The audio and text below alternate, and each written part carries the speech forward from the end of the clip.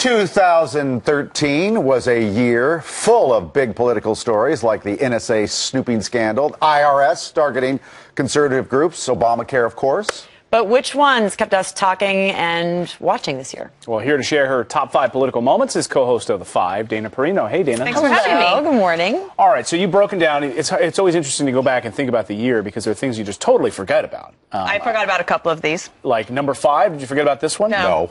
I think that the NSA leaker, Ed Snowden, could possibly actually be the most consequential political event of the year, if not in our...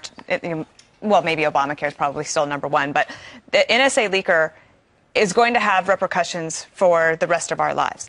And I think that it's hopeful that the government, that the White House, is trying to organize and figure out how to minimize the damage from future things that are going to come out, because there probably will be. We've already been warned that they will be embarrassing. And it already did have a lot of impact, even in the Congress. Right. And now, and in the courts. And the courts now saying, hey, it's okay. One judge saying it's okay, one judge saying it's not okay, so maybe the Supreme Court is going to have to decide it. But our lawmakers are going to have to think ahead about metadata. Policy cannot keep pace with technology, but we are expecting our intelligence community to keep pace with terrorists who are using the new technology. So we have to think through all of those things. Let's talk about a lawmaker, Rand Paul. How about that filibuster?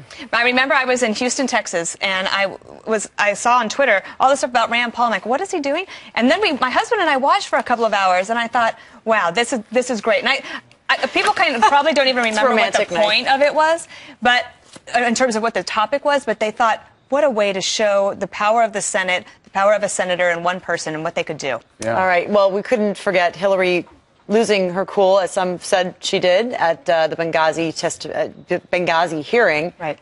So you've been talking about Benghazi this morning because of the new New York Times report. I think that that's going to be what it's going to be. However, for her, on that particular issue, it's not just a question of what she did on Benghazi. It was the imperious attitude of when she said, what difference at this point does it make? And not the way she didn't even say it as nicely as you just said. I know. She said it like this. Listen. The fact is, we had 4 dead Americans. Was it because of a protest, or was it because of guys out for a walk one night who decided they'd go kill some Americans? What difference at this point does it make? Now, she will say, her defenders will say, she didn't mean it in the way that everyone seemed to take it. But look, it's on tape, it's how it sounded, and it has become the catchphrase for almost any political problem. And it will be in a political ad. Definitely. Very soon. Number 2 on your list, Lois Lerner. Lois Lerner, do you remember? So this is the woman who was in charge of the IRS investigating conservative groups. Right. But the president actually had he broke into network programming at 6 p.m. live from the East Room to say he was outraged. He wanted to get to the bottom of this. Turns out then the next week they called it a phony scandal. And then Lois Lerner really irritated the nation when she said, I plead the fifth, which means that she's absolving herself from responsibility. And she said it just like this. While I would very much like to answer the committee's questions today, I've been advised by my counsel to assert my constitutional right not to testify or answer questions related to the subject matter of this hearing.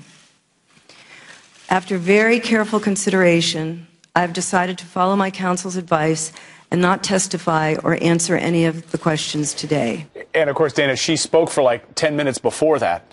Right? Remember that? She gave a statement. And it all just fades away. But also remember, she gets full retirement benefits. That's right. And there's no consequences. Okay, go ahead, Julia. I was just going to say the coup de grace. The lie of the year, as it's been called. Can you imagine? I can't imagine being the press secretary and finding out that the lie of the year is from the Washington Post is your president's campaign message for the past 5 years. And I'm assuming you have a soundbite? We do. Oh, we do. Roll it. If you've got health insurance, you like your doctor, you like your plan, you can keep your doctor, you can keep your plan. I am sorry that they are finding themselves in this situation based on assurances they got from me. That was kind of a weird... How would you handle that as a press secretary? That's your lie. I don't know. I think that part of the problem also is that they obfuscated so much that they said, well, there wasn't a lie. And remember, Valerie Jarrett, the president's personal senior political advisor, tweeted out right as all of it was unfolding, saying that's absolutely not true. You can keep your doctor if you want to. You can keep your insurance if you want to. And they just compounded lie after lie.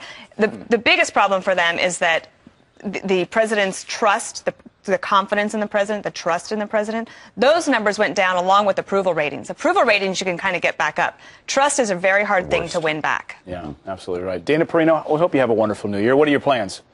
Well, my Scottish grandkids, step-grandkids are in town. They're 7-year-old twins. Hopefully the parents are going to get a chance to come down and look at the ball. And I'm holding a 7 p.m. New Year's Eve party because that's when it would be in Scotland. And then I can go to bed. Oh, that's brilliant. sweet. Well, that's a brilliant idea. We'll see you at 7 then. Yes, Tuesday night. Yes, from my apartment. Sure. We'll be there. We're sending a satellite truck there. Is that okay? Happy New Year, Dana.